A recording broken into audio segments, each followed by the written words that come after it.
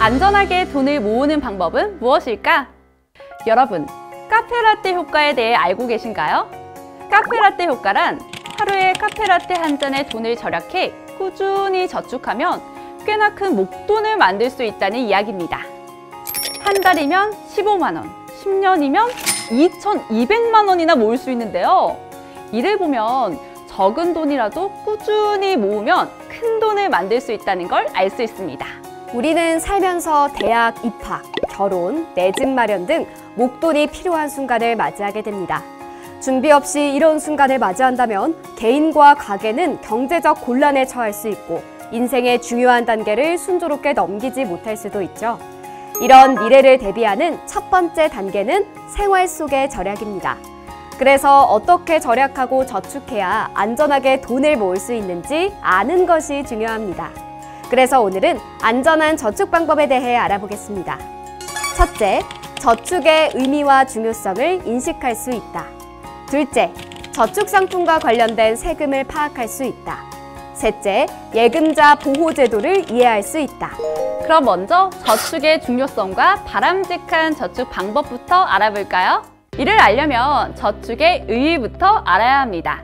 저축은 미래 소비를 위해 현재 소비를 억제하는 것으로 처분 가능 소득에서 소비 지출을 제외한 나머지 금액입니다. 저축을 하면 현재 쓰고 싶은 욕구를 포기해야 하지만 목돈을 모아 필요한 미래 상황을 대비할 수 있죠. 그렇다면 미래 상황에 대비하기 위해 바람직하게 저축하는 방법에 대해서도 알아볼까요? 일반적으로 사람들은 저축 상품을 결정할 때 안전하면서 이자율이 높은 것을 찾아 가입합니다. 대개 만기까지의 기간이 긴 정기 예적금이 수시 입출금식 예금보다 이자율이 높은데요.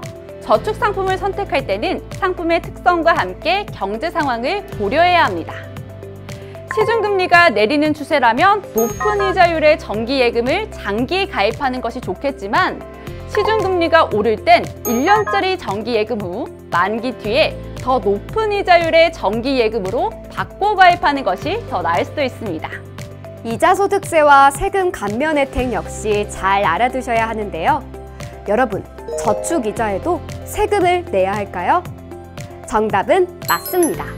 개별 경제주체가 얻는 모든 소득에 세금이 부과되는 것처럼 저축에서 발생하는 이자소득에 대해서도 세금이 부과됩니다.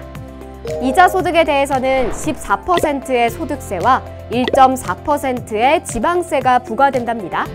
그렇다면 세금 감면 혜택으로는 어떤 것이 있을까요? 정부는 국민의 재산 형성을 지원하고 저축을 장려하기 위해 다양한 방법으로 이자소득세를 감면하고 있습니다.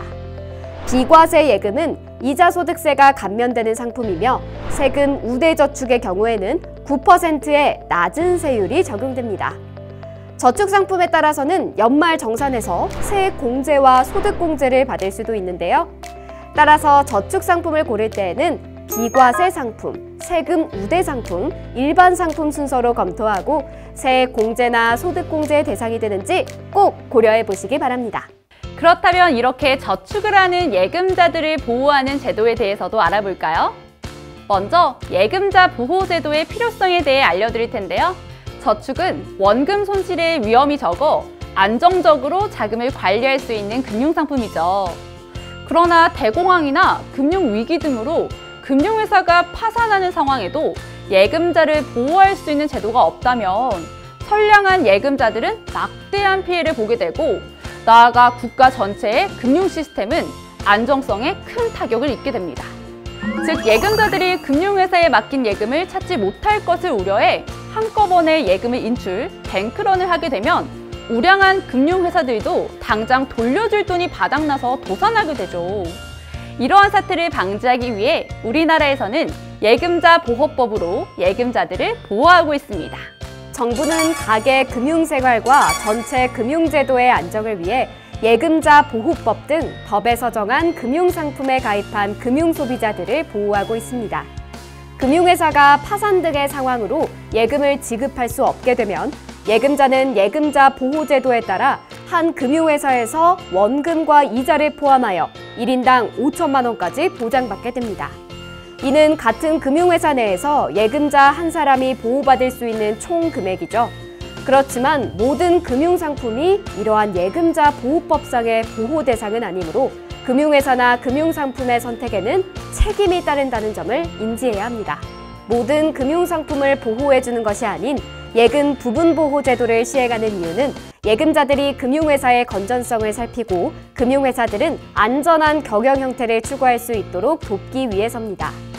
이러한 예금자 보호법상의 대상 금융회사에서 판매하더라도 투자 상품의 경우에는 보호 대상에서 제외되는데요. 은행에서 가입한 상품이더라도 운용 결과에 따라 이익이나 손실이 투자자에게 귀속되는 투자 상품이라면 예금자 보호법상 보호 대상이 아니므로 이러한 부분을 잘 인지하셔야 하겠습니다. 지금까지 안전한 저축 방법에 대해 알아보았습니다. 오늘의 학습 내용에 대해 되짚어볼까요?